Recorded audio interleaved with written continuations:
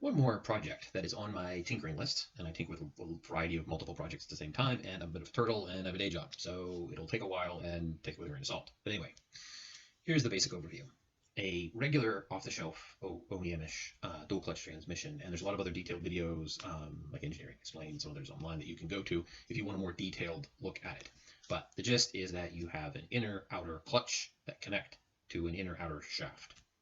And in the OEM configuration, you have a single, usually combustion engine input, that those inner-outer clutches allow you to connect to two different inner-outer shafts. Those inner-outer shafts go to odd and even gears, thus reducing shift times and things like that, and maintaining, manual transmission efficiencies. So all good. Okay, so that's the OEM use of the dual clutch transmission. So the concept that I'm thinking about, and I've been tinkering with a little bit, is flipping that around a little bit. So instead of a single input being selected to two different types of outputs, I'm thinking of spinning that around and having a single output from two selected inputs.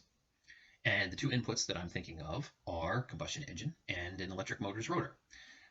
So specifically, if you see on the right-hand side, the combustion engine becomes the inner shaft, and the electric motor's rotor is the outer shaft.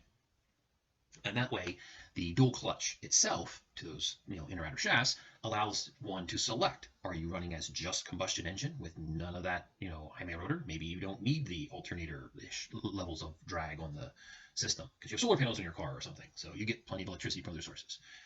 Or maybe you don't want the combustion engine and you only want the IMA motor running in a more efficient electric motor EV mode style system, so there's no drag of that combustion engine.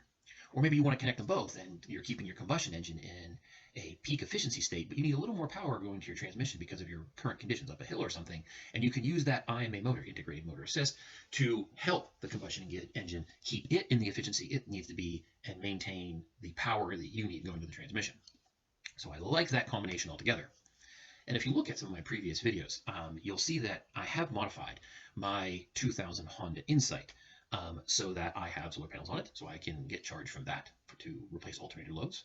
And I have a MIMA system to give me manual control of the IMA system, so I can control when I get assist and how much and regen and so forth. And I've upgraded the IMA battery, hybrid battery system, to a lithium iron phosphate A123 battery system. Now, those combinations allow me to run in a EV mode the way I have it now, and there's a previous video I have on my channel about that, where I can maintain on a flat highway is 50 miles an hour, even with the limitations of that system, and that's with a little 10 kilowatt IMA motor and still connected to the ICE. And because in that OEM configuration, even with the modifications I've made, the IMA motor and the ICE are always connected together in one single shaft output to the transmission, which means that for me to run in that EV mode, my back of napkin estimate is that around 20 to 30% of the power and energy that I'm supplying from that electric IMA motor is going to turn the combustion engine as an air pump. Now, there's no fuel going to it, it's in fuel cut, so it's still an EV mode, but it's not the most efficient style of EV mode. Although, because I have a small aerodynamic lightweight car, I'm still seeing 5+ miles per kilowatt hour. So I'm seeing good efficiencies with that.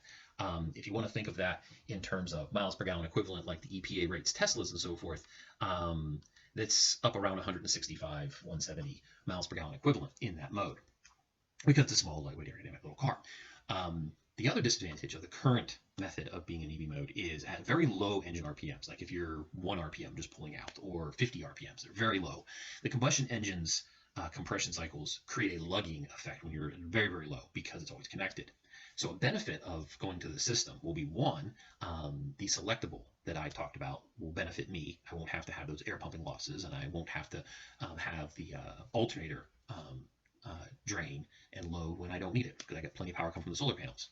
And it also means that I won't have that lugging of the engine when I pull out from a low speed, and at any speed, I'm not going to have the air pumping losses of the combustion engine.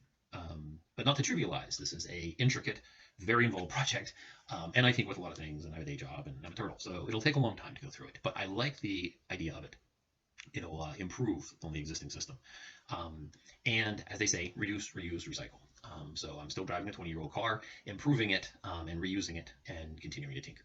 Have a good day.